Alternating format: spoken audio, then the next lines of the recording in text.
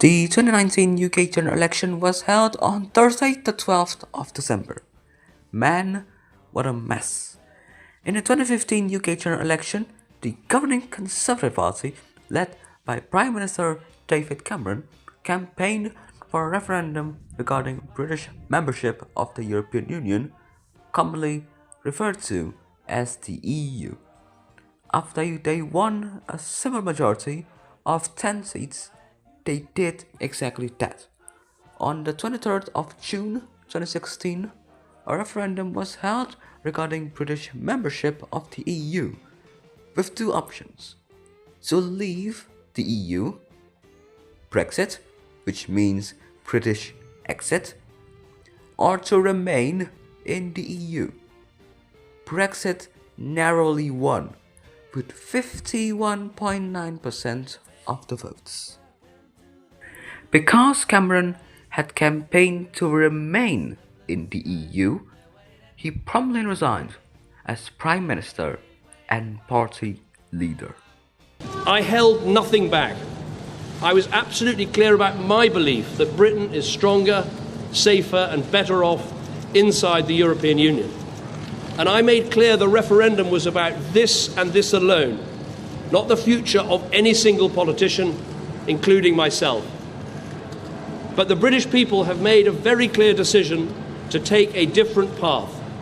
And as such, I think the country requires fresh leadership to take it in this direction.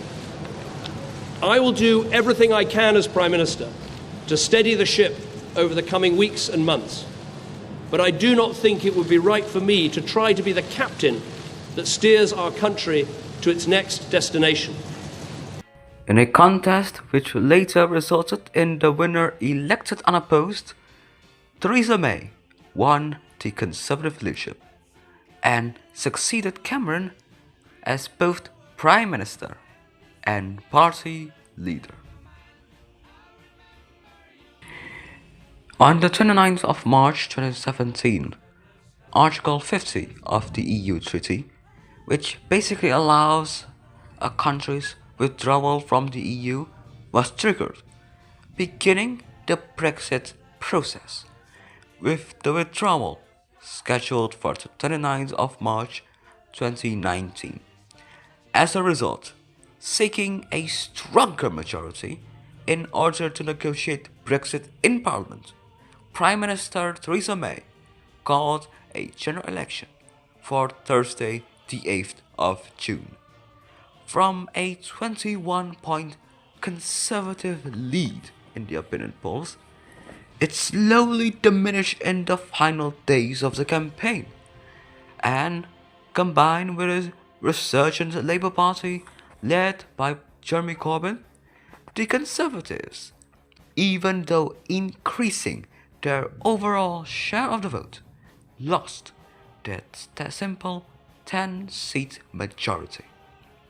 As a result, Theresa May's Conservative government, now in a minority position, negotiated a confidence and supply deal with the Northern Ireland-based Democratic Unionist Party. Things would get worse for Theresa May, however, when she presented her original Brexit plan to her cabinet meeting at Chequers in July 2018. Brexit Secretary David Davis and Foreign Secretary Boris Johnson resigned in opposition to the plan. Finally, a new withdrawal treaty was agreed by the cabinet in November 2018. However, that treaty was rejected by Parliament not once, not twice, but thrice. First, on the 15th of January 2019, which also resulted in the largest government defeat in parliamentary history. It was 202 against 432. This resulted in Jeremy Corbyn tabling a motion of no confidence against Theresa May's Conservative government, which actually failed 306 to 325. Second, on the 24th of February 2019, which was 242 to 391. And third, on the date of the supposed withdrawal, 29 March 2019, with a more narrow fail, 286 to 344. After the third defeat, Brexit was rescheduled to the 12th of April 2019. However, after some late-night talks, it was again rescheduled to the 31st of October 2019. This uncertainty led to shifts. Firstly, the EU elections. The EU elections were held in the UK on the 23rd of May 2019.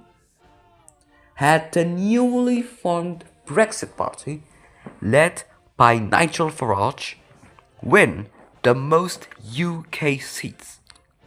After this, the Brexit Party would lead the national opinion polls for the next general election for approximately 5 weeks. Secondly, the parties. A new party was also created, Change UK, which consisted of MPs from both sides of the political spectrum.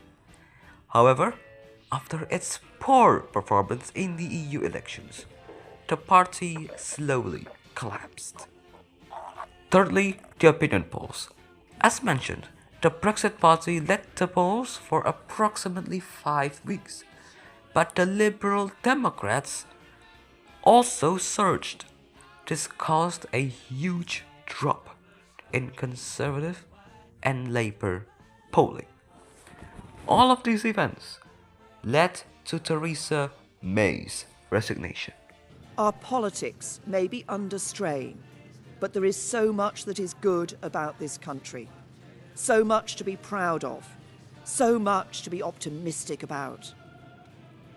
I will shortly leave the job that it has been the honour of my life to hold.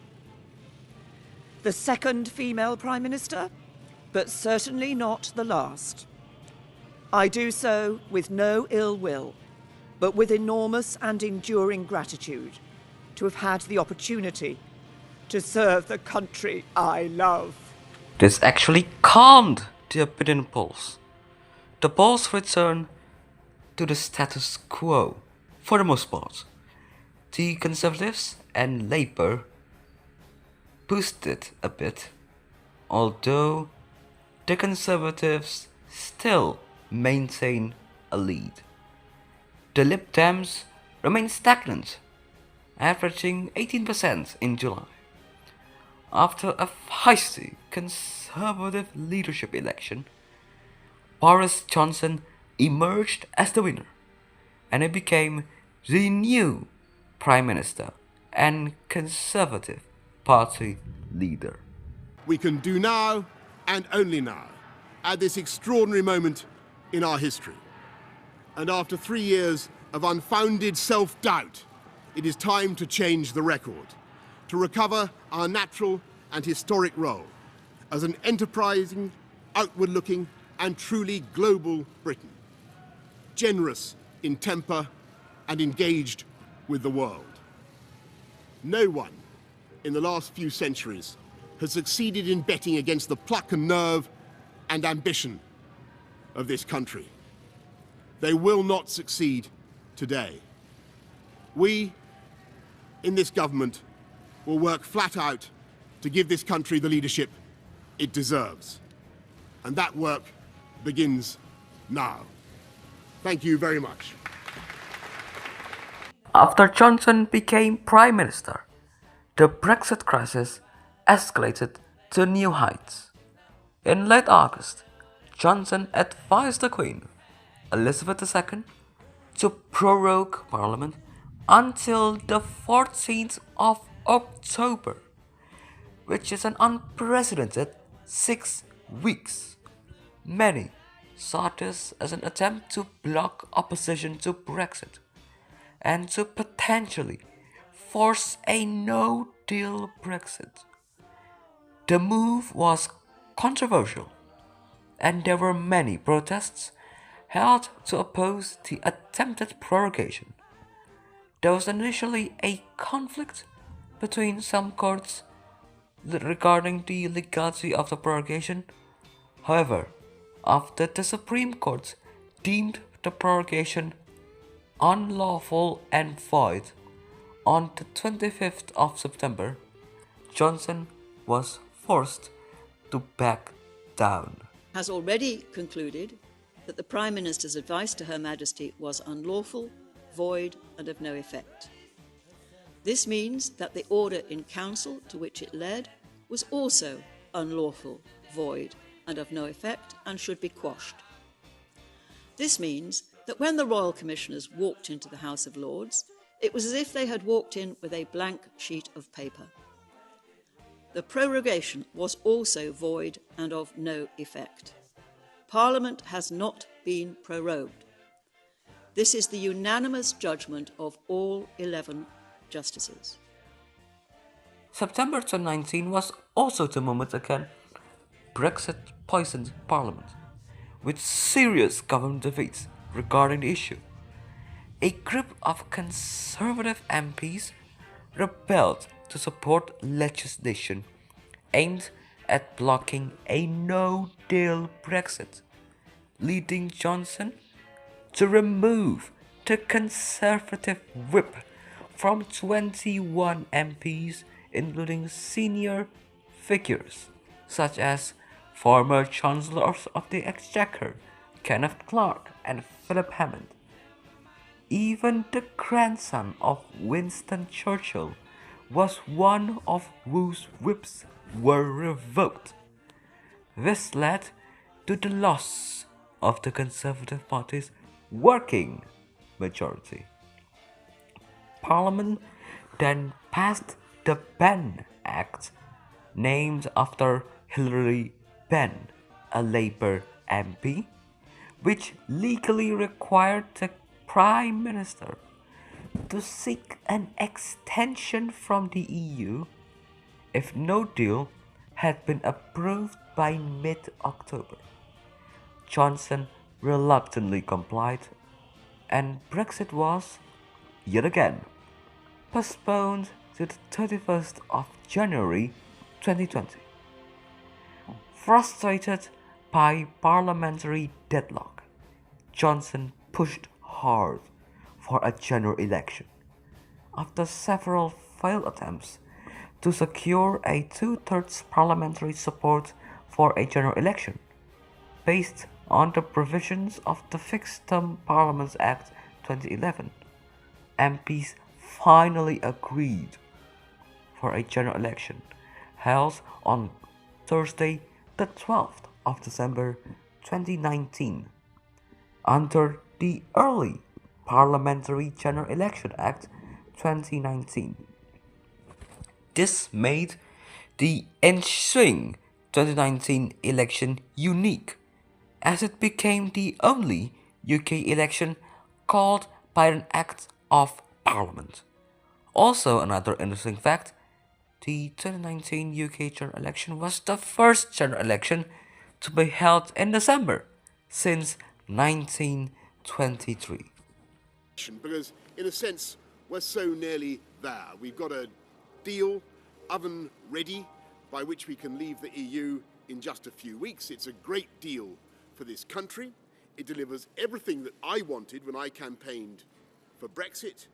We can not only take back control of our money, and yes, we'll be able to spend hundreds of millions every week on our priorities, such as the NHS. We can take back control of our borders with an Australian-style points-based system so that we can attract the workers, from scientists to agricultural workers, that our economy actually needs. And we can take back control of our laws so that we can do things differently and better if we choose, from free ports to free trade deals, from banning the cruel live shipment of animals to cutting VAT on sanitary products. And we can leave the EU as one UK, whole and entire and perfect as we promised. And so it's been frankly mind-boggling in the last few weeks to see how Parliament first voted to approve this deal and then voted for delay. And I'm afraid that it is clear that if Parliament had its way, then this country would not be leaving even on January the 31st. And that, of course, is bad for democracy. It's disastrous for trust in politics. Why should MPs decide that they can cancel the result of a referendum? The election campaign was heavily polarized and sharply divided by Brexit. The Conservatives ran a disciplined, slogan-driven campaign, with their manifesto and central messaging being "Get Brexit Done." They campaigned to pass Johnson's oven-ready Brexit deal quickly, so the country can move on. On the issue of the economy, it promised to not raise income tax, national insurance, or VAT, but instead raising the national living wage, along with major funding increases in health, education, and infrastructure. On social issues such as healthcare, education, and law and order, it promised to build 40 new hospitals, a £34 billion increase in funding for the NHS, quote-unquote level up regions of Britain, increase prison capacity, tougher sentencing for serious offences, recruiting more police officers, increase per pupil funding for schools, and maintain tuition fees at £9,250, with a later review promised. Hey Boris, you alright? I'm good, how are you? What's been on your mind today? Well, I can't hide it from you. I've been thinking a bit about this general election campaign. And how do you typically start your day? I tend to get up pretty early and then I go down and take the dog for a walk, and dog does his business and so on and so forth. That's my start to the day. And what's the most surprising thing you found about being PM? I was pretty incredulous the other day when I found out I couldn't actually get a Thai curry to deliver to number 10 because of the security problems. The security there that was too tight. And on that subject, fish and chips or a Sunday roast? I think fish and chips on a cold night on a beach. You can't beat it. Why are we having this election? We're having this election because basically the whole political system is paralysed, and we have a fantastic Brexit deal that we did. Nobody said we could do it, but we did. And then Parliament refused to knock it through, so that we're stuck in the EU when the people voted to leave. So we need to have an election. This one divides opinion, but Marmite, yes or no? Marmite, yes. What do you think are the biggest challenges facing our country? Look, this is an amazing country. It's going gangbusters in so many ways. We lead the world in so many technologies, but our political system is blocked at the moment, and that's the thing that we need to address. We need to get a new government, a new majority government, and I hope a Conservative government, and move this thing on. Now, I know you're a very busy man, but when was the last time you cooked, and what did you make? How are you? Nice to see you. The last time I cooked was last night, and I made steak and oven chips, which were very good. What's your favourite band? Look, this is either the Clash or it's the Rolling Stones, and mainly I listen to the Rolling Stones nowadays. So you can make of that what you will. What would you say to someone who's wondering who to vote for at this election?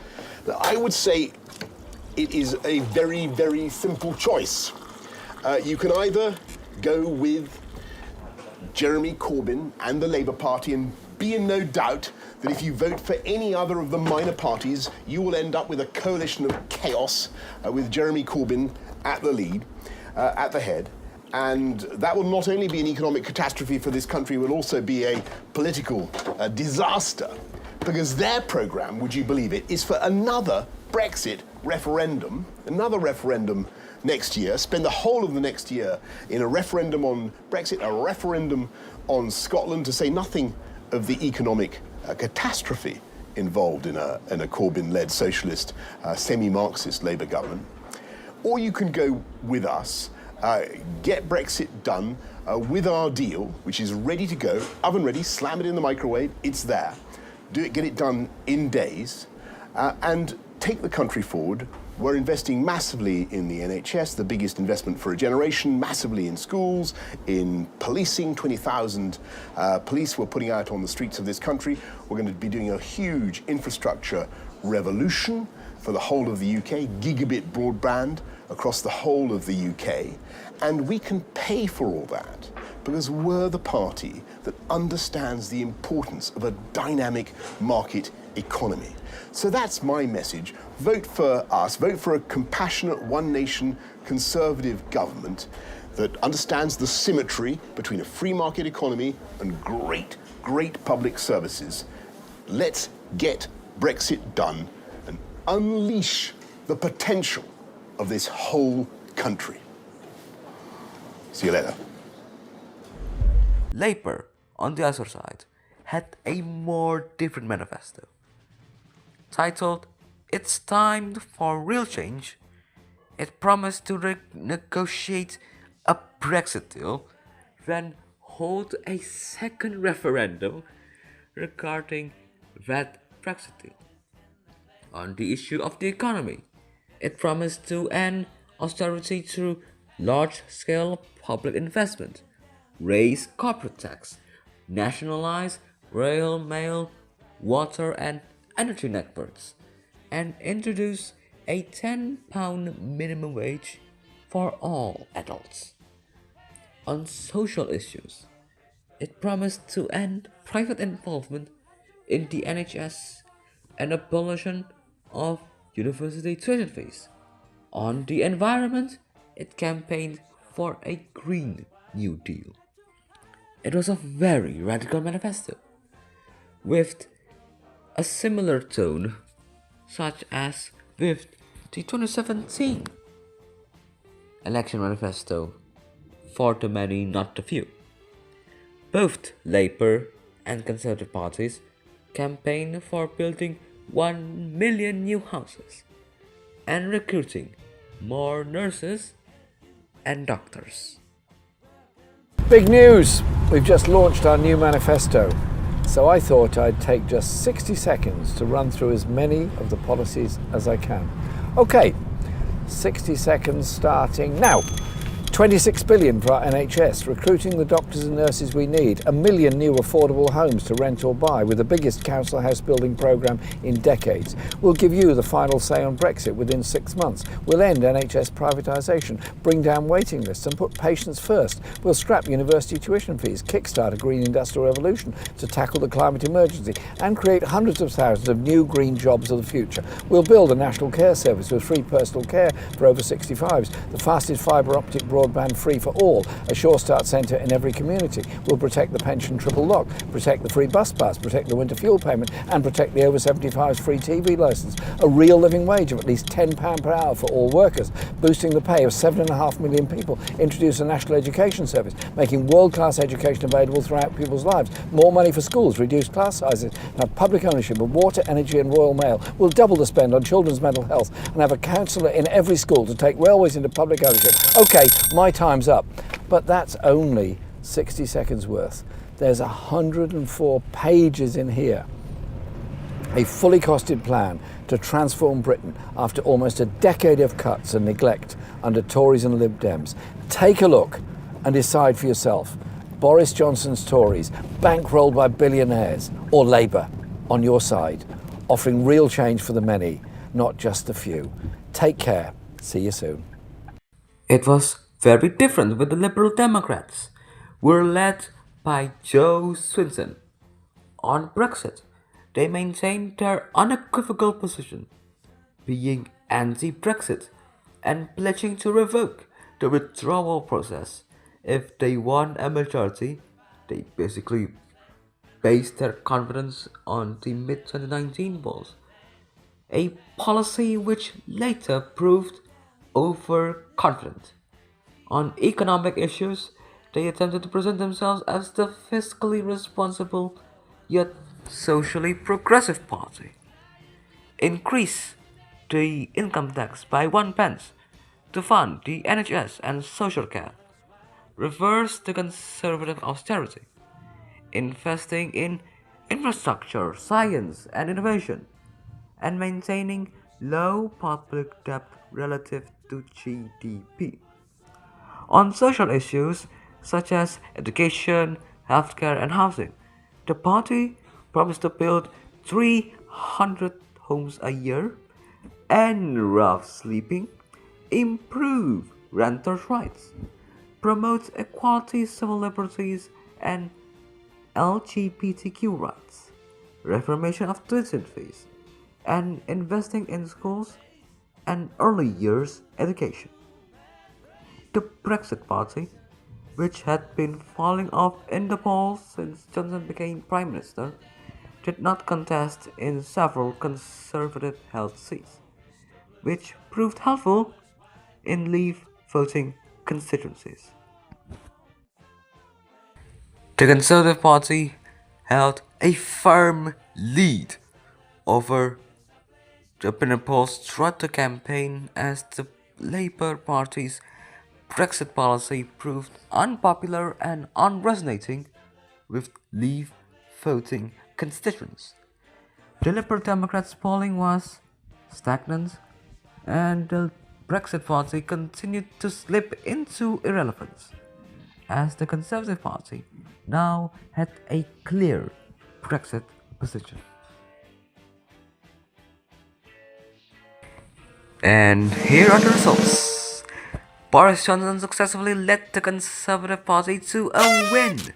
It was a landslide. They gained 47 seats and a majority of 80. It was their most decisive election result since 1987. The Labour Party was crushed. They lost 60 seats and their vote share dropped to 32.1%. With 202 seats, it was their worst result since 1935. This 202 seats figure also surpassed the Labour Party's 1983 result of 209 seats, which was back then a low point for Labour. Even though the Liberal Democrats increased their vote share from 7% to nearly 12%, it did not translate into seats efficiently, and Jo Swinson was even defeated by the Scottish National Party in her own Dunbartonshire East constituency. Talking about the Scottish National Party, they successfully regained some of the seats they won in 2015, winning 48 of the 59 seats allocated to Scotland. The Conservative vote share of 43.6% in this election was their best since 1979, when they won 43.9% of the votes. Even though the margins in this 2019 UK election were quite similar to the 1997 UK election, it was more narrower. This majority of 80 seats proved helpful, and on the 31st of January 2020, Britain finally left the EU. Things were looking good for Johnson and the Conservatives. Sun is shining in the sky. There ain't a cloud.